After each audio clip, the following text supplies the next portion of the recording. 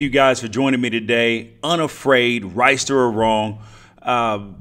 George Reister here. We got a couple really good things on tap for you guys today. But first and foremost, let's like the feed, swipe over, share the feed, make sure we continue the conversation and make it great.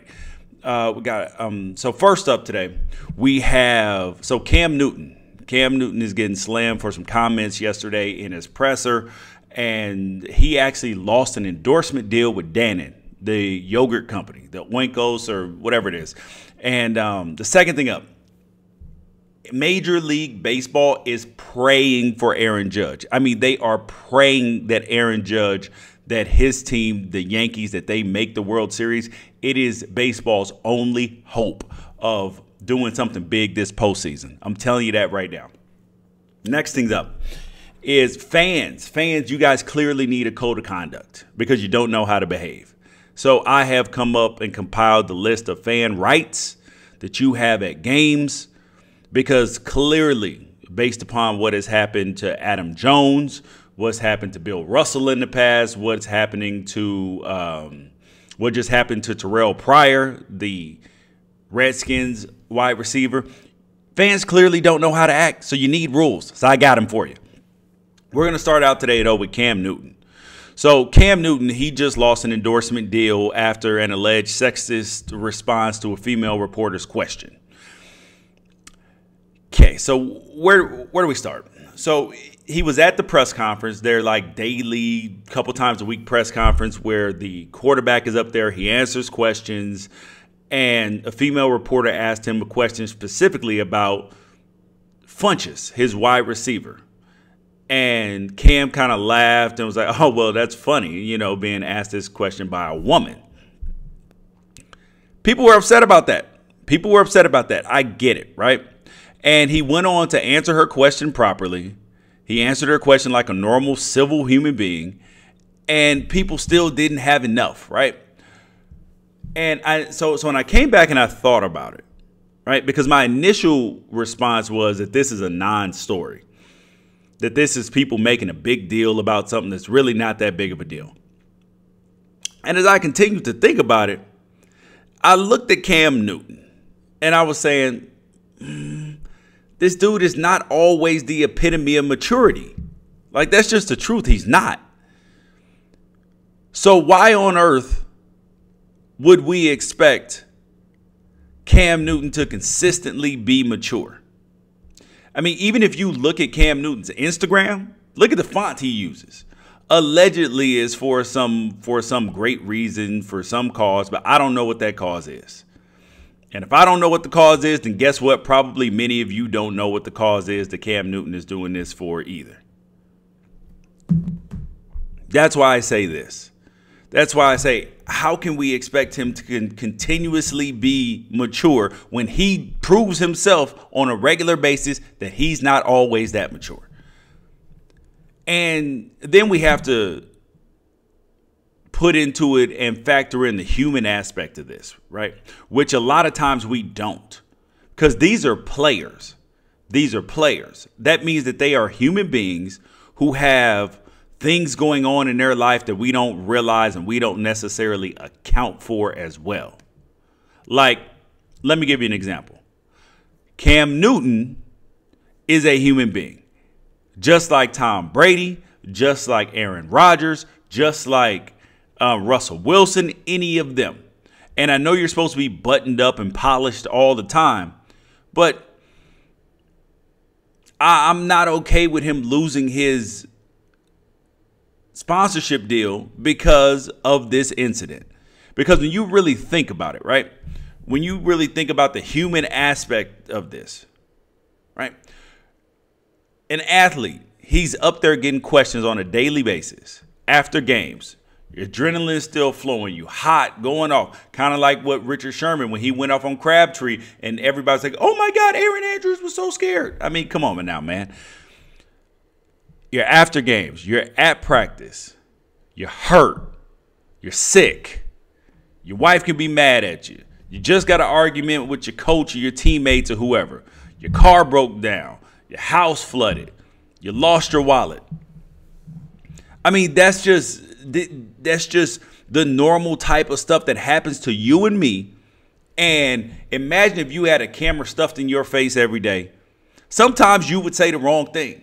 So at the point in time that we continuously want people fired and call for people's jobs every time they make a gaffe is ridiculous.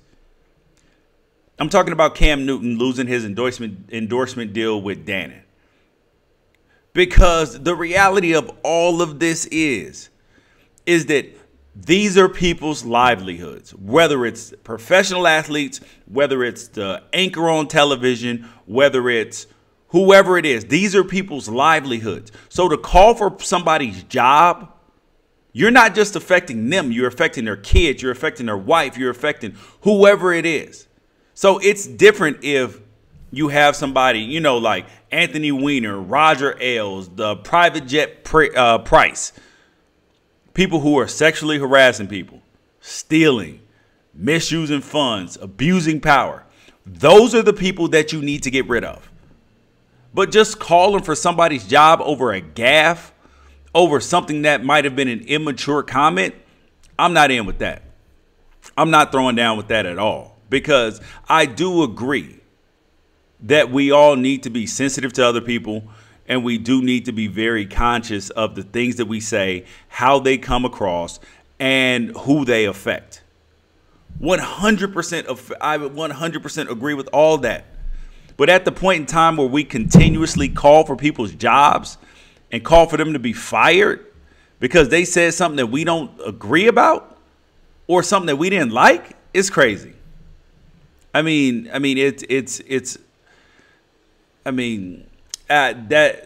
just not cool. I mean, because the reality is what you're going to get is a lot of fakeness. You're going to get a lot of fake. And people already say, oh, athletes aren't genuine. They're not this, they're not that. But when they do, you abuse it.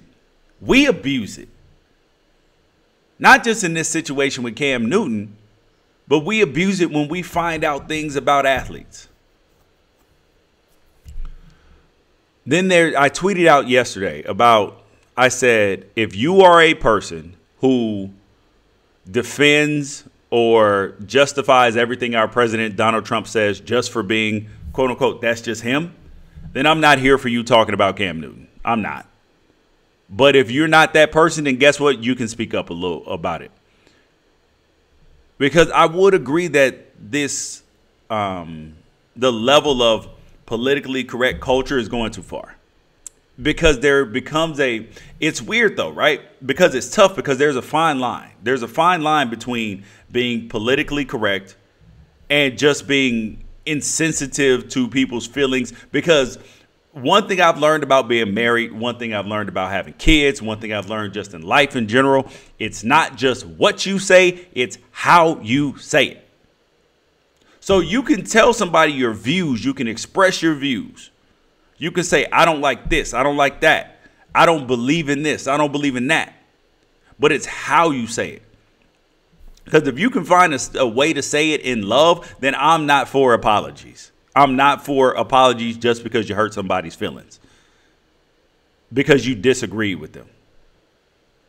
I mean, that's just, it just goes too far when we get to calling for people's jobs, when we get to wanting people fired because they said something that we disagree with.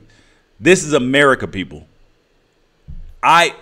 And my wife asked me this morning, she said, George, how would you feel if he said, if he had got up there and it were a white guy up there and he said, that's funny, asking the question from a black person. See, I thought about that. And yes, I would feel some type of way about it. So I get why women and other people feel some type of way about Cam Newton said. I get it. I 100% agree with it. But the point in time where instead of saying, all right, let's do better, let's find a way to handle this better, let's apologize and make it better and all that, that's where we need to be. Because the reality is this, whether it's a sexist comment, whether it's a racist comment, whether it's a whatever comment that whatever group that you feel offended by, the reality is shunning people who do that, shunning them and shaming them out of the world. It does not not change their thoughts, opinions, and habits. It does not. It just closets them. That's one of the problems with racism in this country, is that it's closeted. We want to pretend like it doesn't exist because it's not politically correct to say it, and you'll get jammed up. You'll get fired from life if you have these views. That's just the truth. That doesn't change what people believe. So you have to educate people. You have to do better. And then also, I will tell you this as a man, right?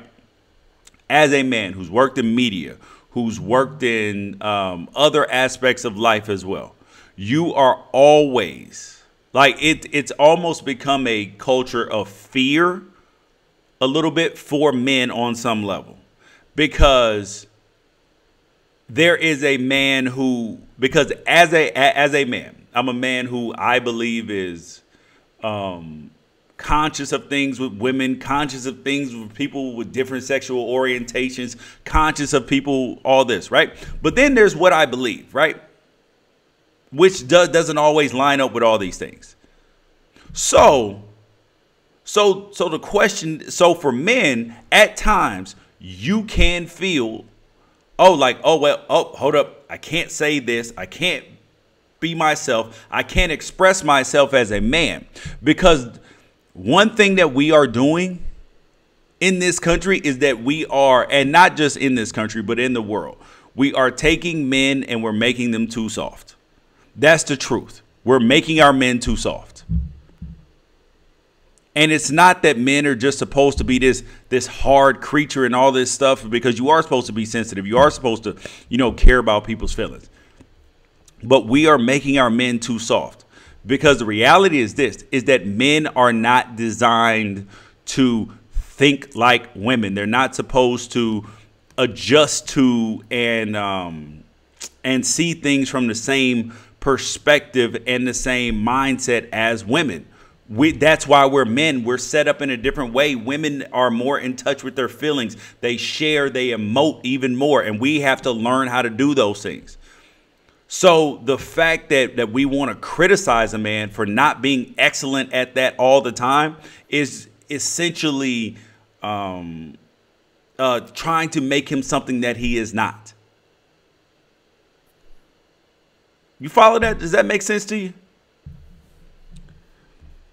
I mean, it's just like where women and sometimes even some men say it, where they're like, oh man, a woman we need to prove a woman can do everything and exactly everything a man can do, and all of these things, and that we're this and that.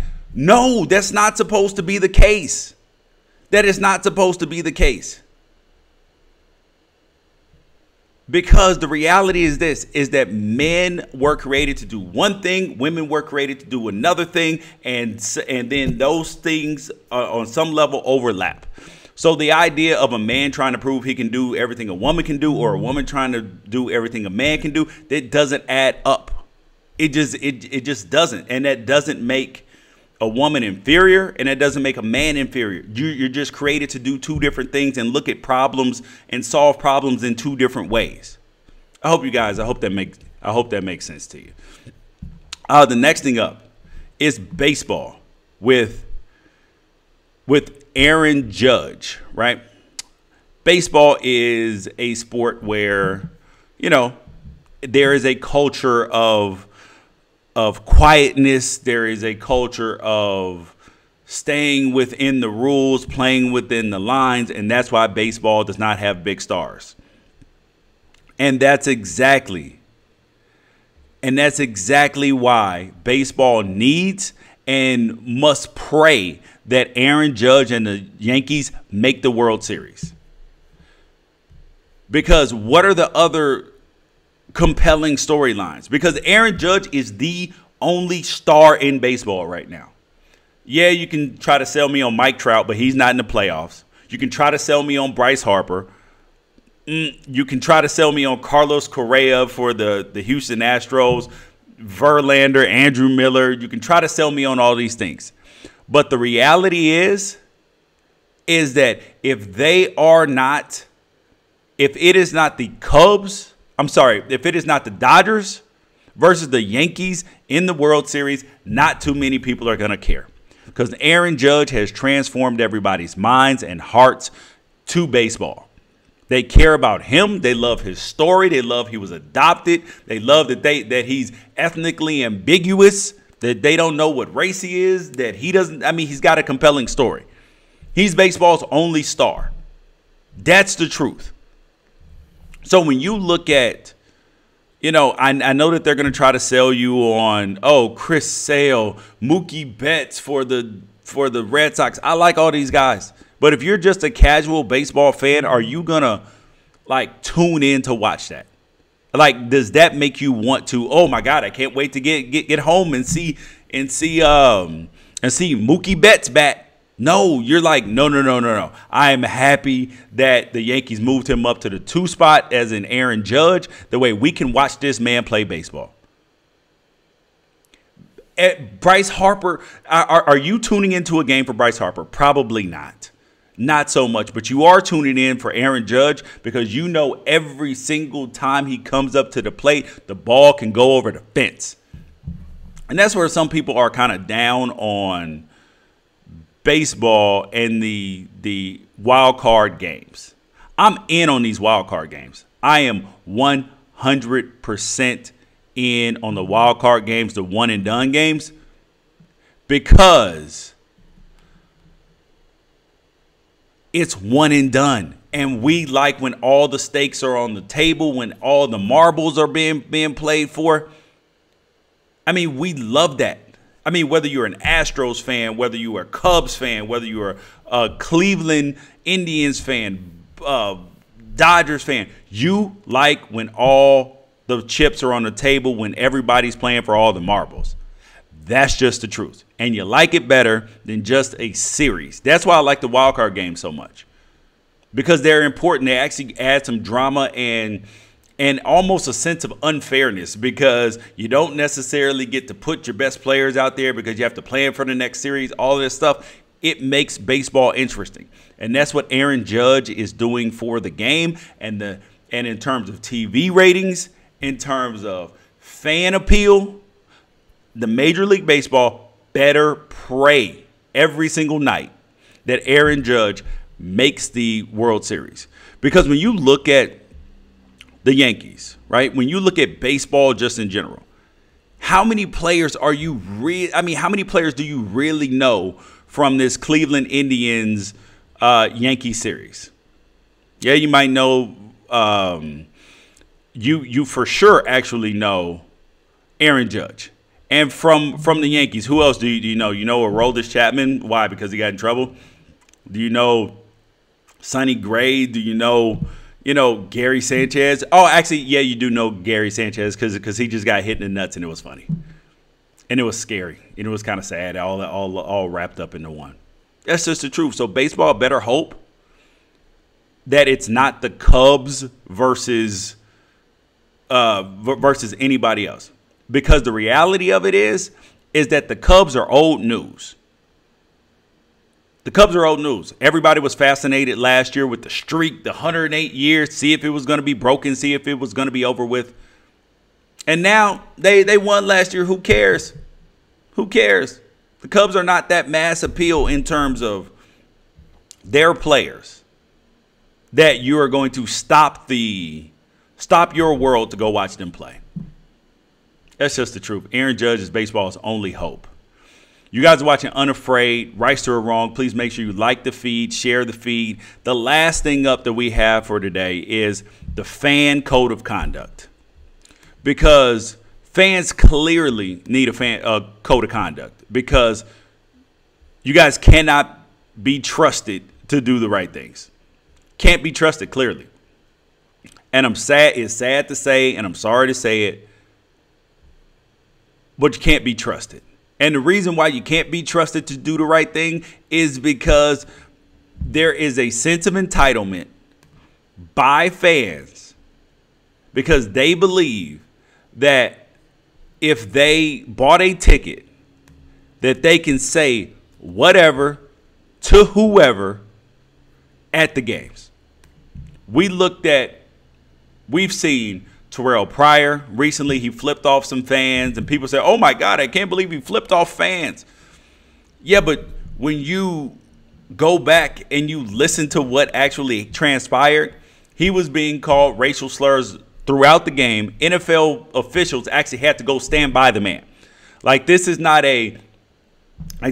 one of those times where we can have people from cities and sports talk radio saying, oh, wait, did this even happen? No, there's an NFL official verifying it as well. This isn't oh, wait, did this really happen? No, this did really happen. And this is true, so we can't ignore it.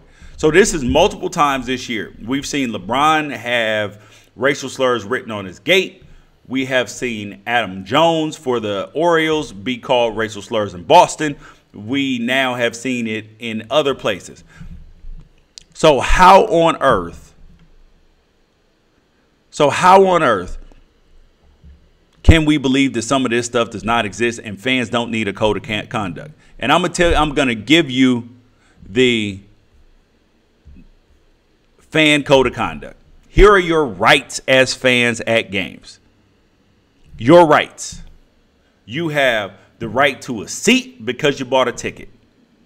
You have the right to cheer for whoever you want to, your team, other team, cheer for the fans, cheer for the cheerleaders, cheer for whoever you want to.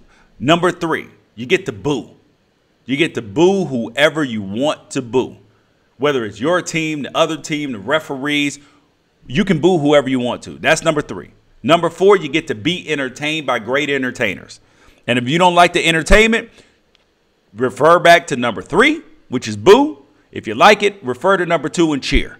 So you get to be entertained. And number 5, which is the most important rule and right of a fan, is that you get to say anything that you want to a player, to an entertainer, as long as you would say it privately with that player.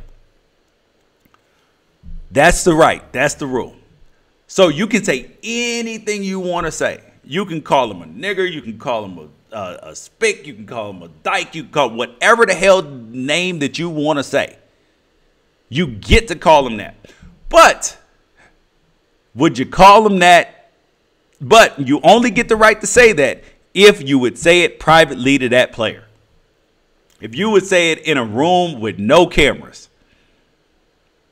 How many of those guys, or would that guy who called Terrell Pryor, whatever the racial slurs that he called him, would he or those persons say it in private is the question? Would they? Because if they would, go ahead, scream it out. But if you got in a room alone and there was no charges that could be pressed against you, how many of those people would say it? None. So those are the rules of being a fan. Those are your rights. That's what you get to do. That's how you should decide as a fan whether I should say this or whether I should not say this. Because players won't get upset if you say, oh, man, you suck. Well, you know, we talk trash to each other all the time. It's okay to say you suck. It's okay to say, you know what? You're a bum. Our team sucks. We're not going to the playoffs. We're not doing this right. We're not doing that right. Boo. Perfectly acceptable. But when you get to the things that I've heard on the field, like, and the things I get in my comments, the things that other people I know that get in their comments. I mean, people wish for you to die. They wish bad on your kids.